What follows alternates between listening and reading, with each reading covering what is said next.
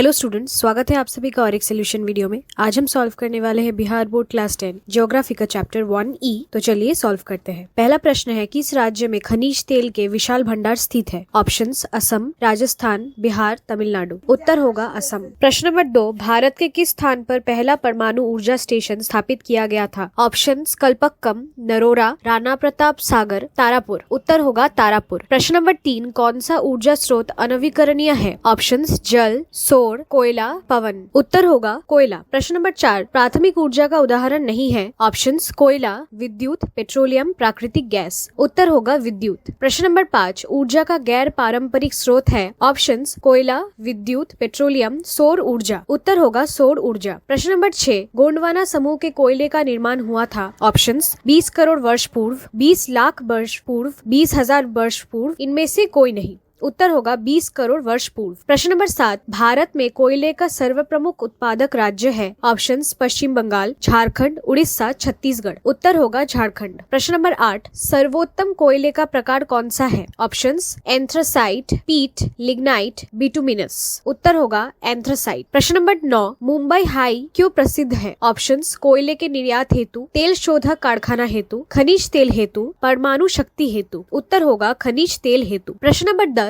भारत का प्रथम तेल शोधक कारखाना कहाँ स्थित है? ऑप्शंस मथुरा, बरौनी, डिगबोई, गुवाहाटी। उत्तर होगा डिगबोई। प्रश्न नंबर 11, प्राकृतिक गैस किस खनिज के साथ पाया जाता है? ऑप्शंस यूरेनियम, पेट्रोलियम, चूना पत्थर, कोयला। उत्तर होगा पेट्रोलियम। प्रश्न नंबर 12, भाखड़ा नंगल परियोजना किस नदी पर अवस्थित है? ऑप्शंस नर्मदा, झेलम, सतलज, व्यास। उत्तर होगा सतलज। प्रश्न नंबर 13, दक्षिण भारत की सबसे बड़ी नदी घाटी परियोजना है? ऑप्शंस तुंगभद्रा, शारवती, चंबल, हीराकुंड। उत्तर होगा तुंगभद्रा। प्रश्न नंबर 14, ताप विद्युत केंद्र का उदाहरण है? ऑप्शंस गया, बड़ौनी, समस्तीपुर, कटिहार। उत्तर होगा बड़ौनी। प्रश्न नंबर 15, यूरेनियम का प्रमुख उत्पादक स्थल है? ऑप्शंस डिगबोई, झड़िया, घाटशिला, जादूगोरा। उत्तर होगा जादूगोरा। प्रश्न नंबर 16, एशिया का सबसे बड़ा परमाणु विद्युत गृह है? ऑप्शंस तारापुर, कल्पक्कम, नरोड़ा, केगा। उत्तर होगा तारापुर। प्रश्न नंबर 17, भारत के किस राज्य में सौर ऊर्जा के विकास की सर्वाधिक संभावनाएं हैं? ऑप्शंस असम, अरुणाचल प्रदेश, राजस्थान, मेघालय। उत्तर होगा राजस्थान। प्रश्न नंबर 18, ज्वारीय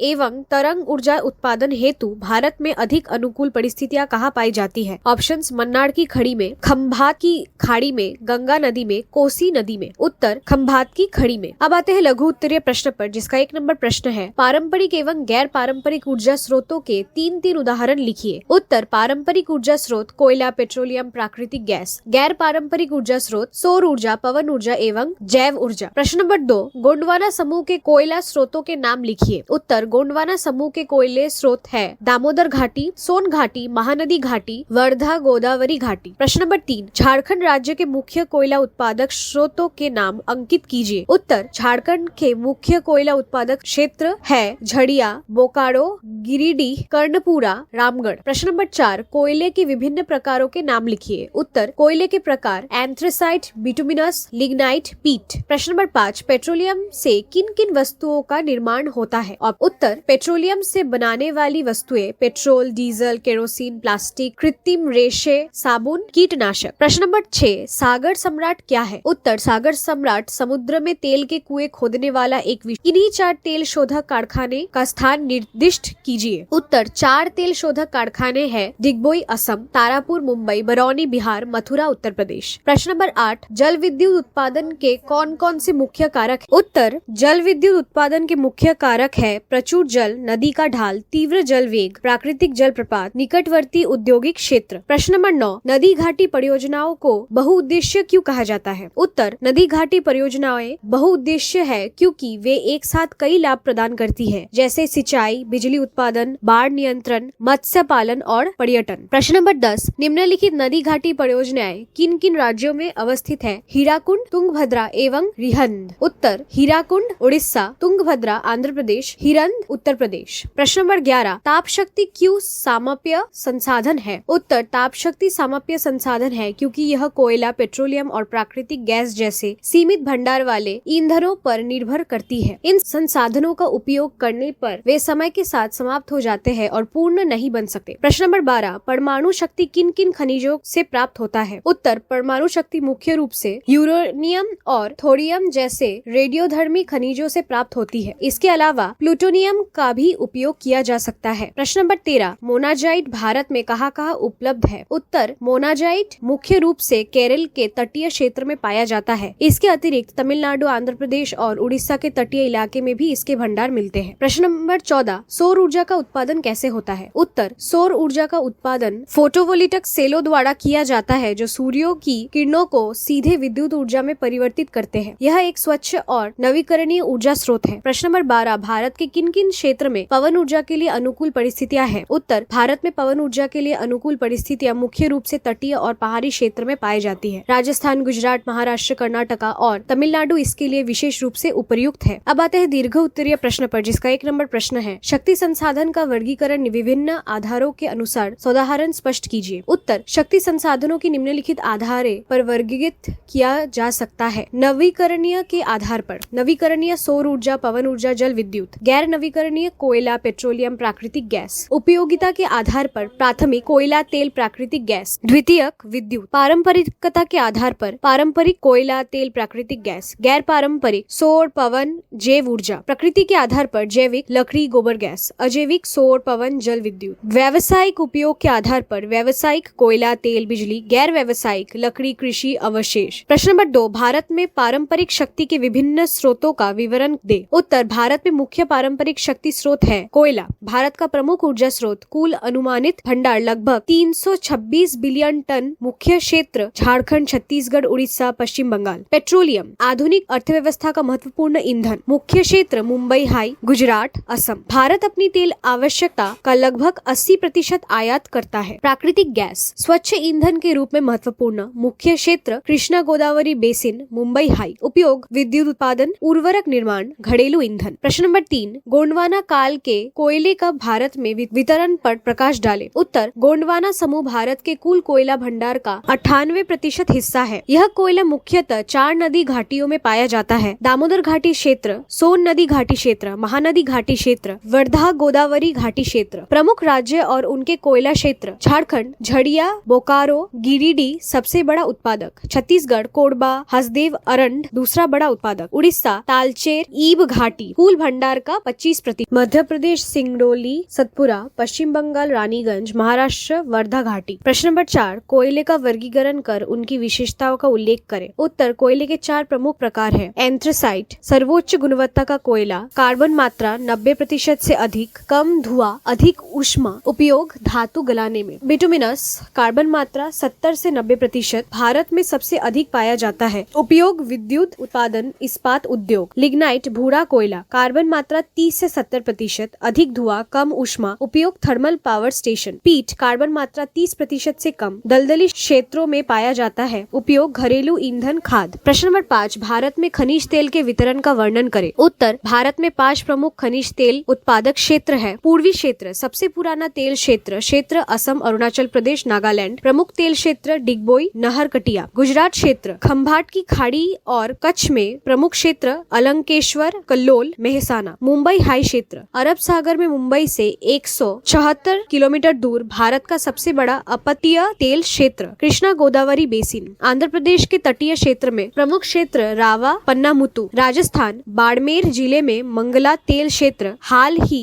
में खोजा गया महत्वपूर्ण क्षेत्र। प्रश्न नंबर 6, जल विद्युत उत्पादन हेतु अनुकूल भौगोलिक एवं आर्थिक कारकों की विवेचना करें। उत्तर, जल विद्युत उत्पादन के लिए कुछ महत्वपूर्ण भौगोलिक और आर्थिक कारक आवश्यक है। भौगोलिक कारक, पर्याप्त जल प्रवाह वाली नदियाँ, नदी में मार्ग में अधिक ऊंचाई से गिरने वाला जल, जल का तेज बहाव, प्राकृतिक जलप्रपात की उपस्थिति, बांध बनाने के लिए उपयुक्त स्थान। आर्थिक कारक, बिजली की मांग वाले औद्योगिक और शहरी क्षेत्र की निकटता, परियोजना के लिए पर्याप्त धन की उपलब्धता, कुशल श्रमिकों और तकनीकी विशेषज्ञों की उपलब्धता, बिजली के वितरण के लिए उचित बुनियादी ढांचा, पर्यावरणीय प्रभाव का न्यूनतम होना। प्रश्न नंबर 7, संक्षिप्त भौगोलिक टिप्पणी लिखे। भाखड़ा नंगल परियोजना, दामोदर घाटी परियोजना, कोसी परियोजना, हीराकुंड परियोजना, हिरहंद परियोजना और तुंगभद्रा परियोजना। उत्तर, भाखड़ा नंगल परियोजना। सतलज नदी पर स्थित यह भारत की सबसे बड़ी बहुउद्देशीय नदी घाटी परियोजना है। 225 मीटर ऊंचे बांध से 1325 मेगावाट बिजली उत्पन्न होती है। यह उत्तर भारत के कई राज्यों को सिंचाई और बिजली प्रदान करती है। दामोदर घाटी परियोजना, झारखंड और पश्चिम बंगाल में स्थित यह बाढ़ नियंत्रण परिवहन, सिंचाई और बिजली उत्पादन का एक महत्वपूर्ण स्रोत है। इससे कई बांध शामिल है जो कुल 1300 मेगावाट बिजली उत्पादन करती है। कोसी परियोजना बिहार और नेपाल की सीमा पर स्थित यह परियोजना मुख्य रूप से बाढ़ नियंत्रण के लिए है। यह 20 मेगावाट बिजली उत्पन्न करती है और दोनों देशों को लाभान्वित करती है। हीराकुंड परियोजना उड़ीसा में महानदी पर स्थित यह दुनिया का सबसे लंबा बांध 4.8 किलोमीटर है। यह 270 मेगावाट बिजली उत्पन्न करता है और राज्य के कृषि और औद्योगिक विकास में महत्वपूर्ण भूमिका निभाता है। हिरहंद परियोजना उत्तर प्रदेश में सोन नदी की सहायक नदी पर स्थित यह 300 मेगावाट बिजली उत्पन्न करती है। इसका उपयोग मुख्य रूप से औद्योगिक विकास और सिंचाई के लिए किया जाता है। तुंगभद्रा परियोजना कर्नाटक और आंध्र प्रदेश की सीमा पर स्थित यह दक्षिण भारत की एक प्रमुख बहुउद्देश्य परियोजना है। यह 100 मेगावाट बिजली उत्पन्न करती है और दोनों राज्यों में सिंचाई और उद्योगों को लाभान्वित करती है। प्रश्न नंबर 8, भारत के किन्हीं 4 परमाणु विद्युत गृह का उल्लेख कीजिए तथा उनकी विशेषताओं को स्पष्ट कीजिए। उत्तर, भारत में कई महत्वपूर्ण परमाणु विद्युत गृह है। यहाँ 4 प्रमुख केंद्रों का विवरण किया गया है। तारापुर परमाणु विद्युत गृह, महाराष्ट्र। यह भारत का पहला परमाणु ऊर्जा संयंत्र है। इसमें 4 रिएक्टर है जो कुल 1400 मेगावाट बिजली उत्पन्न करती है। कलपक्कम परमाणु विद्युत गृह, तमिलनाडु। यह स्वदेशी तकनीक से निर्मित है। इसमें 2 रिएक्टर है जो प्रत्येक 220 मेगावाट बिजली पैदा करते हैं। नरोरा परमाणु विद्युत गृह,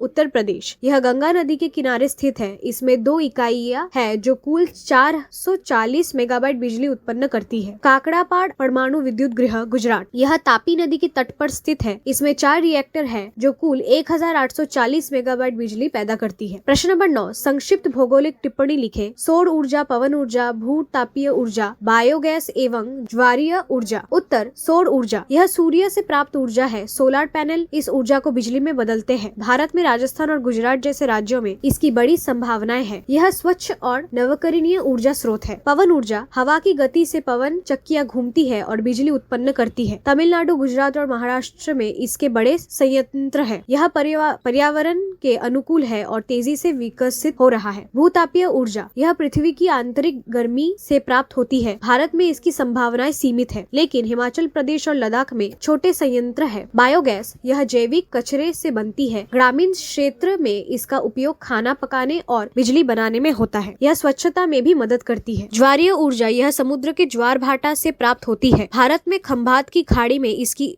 अच्छी संभावनाएं है। यह अभी विकास के चरण में है। प्रश्न नंबर 10, शक्ति संसाधनों के संरक्षण हेतु कौन कौन से कदम उठाए जा सकते हैं? आप उसमें कैसे मदद पहुंचा सकते हैं? उत्तर, शक्ति संसाधनों के संरक्षण के लिए निम्नलिखित कदम उठाए जा सकते हैं। ऊर्जा की बचत, अनावश्यक बिजली और ईंधन के उपयोग को कम करना। नवीकरणीय ऊर्जा का उपयोग, सौर, पवन और जल ऊर्जा जैसे स्रोतों का अधिक इस्तेमाल करना। ऊर्जा कुशल उपकरण, कम बिजली खपत वाले उपकरणों और LED बल्बों का उपयोग करना। सार्वजनिक परिवहन, निजी वाहनों के बजाय सार्वजनिक परिवहन का अधिक उपयोग करना। वृक्षारोपण, पेड़ लगाना जो कार्बन डाइऑक्साइड को अवशोषित करते हैं और पर्यावरण को संतुलित रखते हैं। जागरूकता फैलाना, लोगों को ऊर्जा संरक्षण के महत्व के बारे में शिक्षित करना। व्यक्तिगत स्तर पर आप निम्न तरीके से मदद कर सकते हैं। बिजली और पानी का समझदारी से उपयोग करें। साइकिल चलाएं या पैदल चले जहां संभव हो। घर पर सौर पैनल लगाएं। पूर्ण चक्रण और पूर्ण उपयोग को बढ़ावा दें। अपने परिवार और दोस्तों को ऊर्जा संरक्षण के बारे में बताएं। और इसी के साथ आज का सोल्यूशन वीडियो यही समाप्त होता है। जल्द लौटेंगे और एक सोल्यूशन वीडियो के साथ। तब तक कीप लर्निंग।